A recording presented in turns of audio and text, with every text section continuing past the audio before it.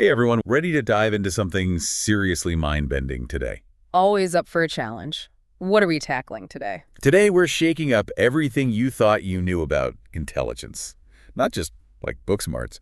We're talking about the hidden forces that shape how you make any decision. Sounds intriguing. We're going deep with Dr. John Vervaeke's work on intelligence, rationality, wisdom, and spirituality. Where do we even begin with a title like that?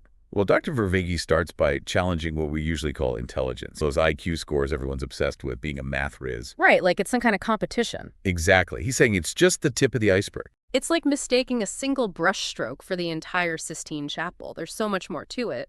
And with all the hype around AI these days, it makes you wonder, what does set us apart? Especially as AI gets more sophisticated.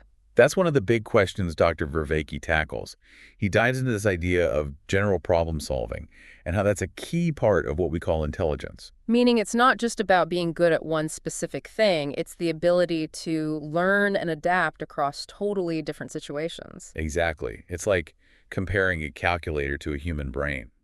One's great at crunching numbers, but the other can write a symphony, learn a new language, and bake a cake, all in a day's work. Right. We're not just one-trick ponies. Which is what researchers are trying to replicate in AI with artificial general intelligence, or AGI for short. Even with all the advancements in AI, Dr. Vervaeke points out, we're nowhere near replicating that human capacity for general problem solving. And one of the biggest reasons for that, he says, is this concept of the search space. Imagine every single choice you could possibly make in any given situation, all those possibilities.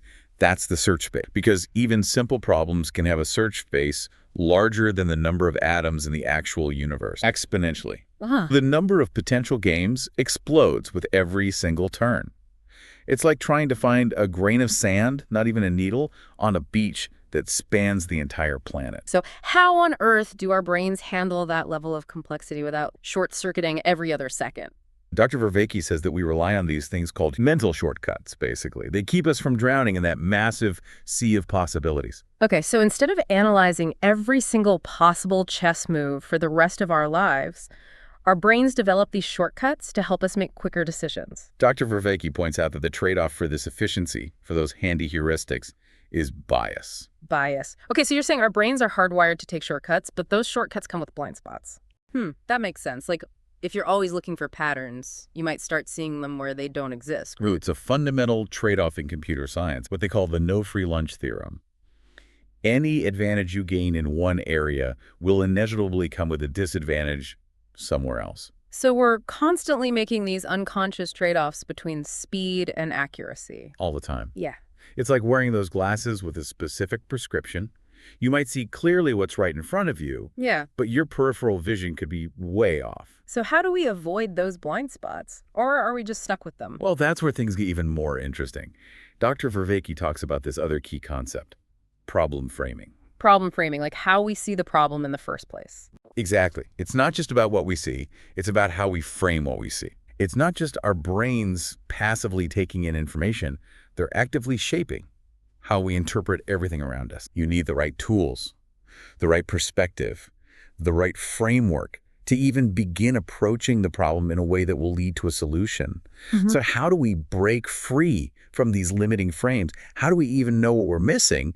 That's where this idea of relevance realization comes in. Dr. Vervaeke, he argues that true intelligence, it's not just about having a ton of knowledge or being a logic genius. It's about this deeper ability, this ability to notice what's relevant, to reframe problems, to shift our attention and awareness in a way that leads to genuine insight. So it's not just about thinking harder, it's about learning to think differently. Think of it like this. Every single moment, your brain, it's bombarded with this insane amount of information, right? Relevance realization, it's like this filter. It sifts through all that noise and highlights what actually matters. It's the basis of how we perceive the world, how we categorize, even language itself. Behind the scenes, I'm just walking around totally oblivious. Pretty much. The operating system of your mind, constantly making choices about what deserves your attention, what to ignore, how to connect the dots. It's incredible. And what's considered relevant can change depending on the context too, right? It's like a fire extinguisher. It's just another thing on the wall until you smell smoke.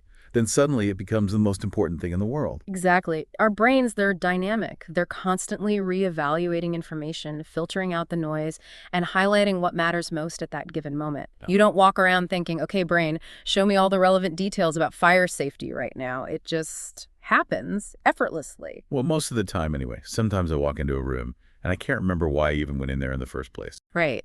But it is amazing when you stop and think about it. It's like our brains are performing this constant miracle of information processing every second of every day. It makes you wonder how we ever get anything done with all that going on in our heads.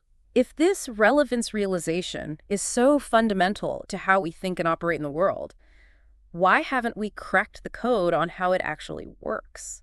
That's a great question. Haven't we figured out most of how the brain works by now? You would think, right. But Dr. Vervaeke calls it a deeply primordial meta-problem. We know it's happening, we see the effects everywhere, but those underlying mechanisms are still a complete mystery. So even with all our fancy brain scanning technology, our supercomputers, we still don't fully understand one of the most basic functions of our own minds. It's true, and that's part of what makes this whole conversation so fascinating to me. It pushes us to the very edge of our current understanding of intelligence, of consciousness, even what it means to be human. Okay, I am 100% on board with the fascinating part. So language itself, this amazing tool we use to communicate, to share ideas, to build entire civilizations, it all comes back to this deeper ability to recognize relevance. That's pretty profound when you think about it. And it goes even deeper. Think about the rules we follow, the inferences we make, how we hold information in our minds, working memory. It's all starting to sound very interconnected. It is. All these processes, they depend on relevance realization. We're constantly choosing which rules to apply, which conclusions to draw, which pieces of information deserve priority, all based on what we've deemed relevant in that moment. So it's like relevance realization is the conductor of an orchestra, bringing all these other cognitive processes together to create this incredible symphony. I like that analogy. But there's one instrument in this orchestra I'm still not quite sure about. One that doesn't always seem to follow the conductor's lead. Emotions. How do they fit into this whole idea of intelligence? Because we usually think of intelligence as being all about logic and rationality, but emotions feel so subjective, so messy. Don't they kind of mess things up sometimes? How can we be intelligent if we're letting our emotions cloud our judgment?